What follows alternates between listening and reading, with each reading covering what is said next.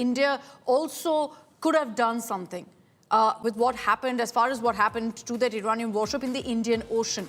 Now, this particular ship, yes, did sink in the Indian Ocean, but was not inside Indian waters. We'll show you that exact location. According to the available details, now that's where, in fact, Dena was placed in the Vizag coast. And then this is what I was referring to. The trajectory taken by that warship moved right up 40 kilometers from a port in Sri Lanka. And we'll highlight that this, if you look at the distance to India there, about 417 kilometers away from the Indian coastline. So it's closer to actually the Sri Lankan port, about 400 kilometers away from the Indian coastline.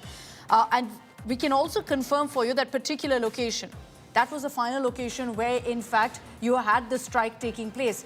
You see it slightly closer, maybe, to India, but nowhere near India's waters. This means that the warship was well outside India's exclusive economic zone as well. It did, however, take place close to Sri Lanka's economic zone, highlighting just how near the conflict has come to the region. And Pranay, what we want to highlight with this, that particular movement of the ship that we see, and yes, we'll again reiterate that it wasn't India's waters, this was in international waters that it happened.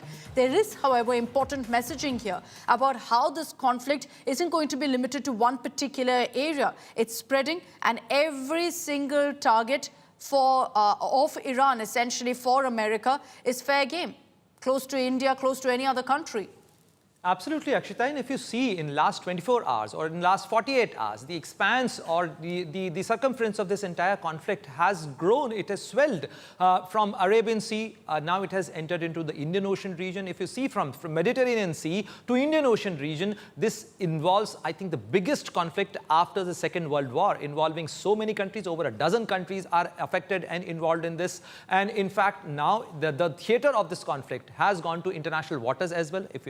If I would like to recall the statement made by the US Secretary of Defense, Pete Hegseth, he clearly said that we are going to hunt down every naval asset of Iran wherever they are, and even if they are in international waters. And, let me make it also clear, and I think Sandeep can add into it, that in international waters, there are many submarines always out on operation and deployment. So we do not know. And, as far as the submarine movement, and especially on such operation, no country is obliged to share information with any other country. We might have our own concern since this incident happened in our neighborhood. But can we do anything in this thing? I don't think so that Indian Navy, even if we would have got to know about this thing, we would have done anything else, because this is in international waters. And but is it even possible, Sandeep, is it even possible that any Navy had a heads up of this kind of an attack, that the submarine movement could have been tracked?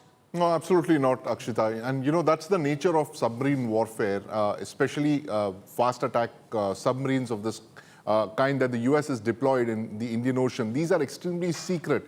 The location of submarines are never transmitted. Usually that is something that the US possibly wouldn't share even with its closest allies. So this would have been a submarine that had been deployed on a war patrol and was tracking that warship, the Iranian warship, as it was making its passage through around the Sri Lankan coast and heading back home to Iran. And the submarine would have waited for the opportune time to strike when the warship, the Iris Dena, was in international waters, precisely to avoid the kind of complications that we have been discussing now. I mean, you could think of other possibilities, that what if, for instance, the Iris Dena had actually pulled into an Indian port and was closer to Indian waters, and it had been targeted then.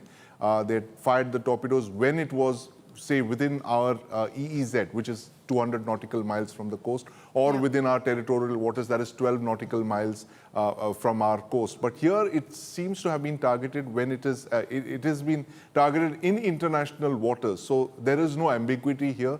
The US has done what it has done to the rest of the Iranian Navy ships in the Arabian Sea. It has torpedoed this one as well. And literally the entire Iranian Navy, most of it, is now at the bottom of the Indian Ocean and the Arabian Sea, Akshita. And that's a huge concern right now for Iran, which is why America continues to maintain that they're winning this war, that they're ensuring that Iran exhausts all of its military assets and so will be brought down in a manner. And you heard from Pete Hegseth yesterday where he said they're all toast. That was the messaging that came in from the US administration. But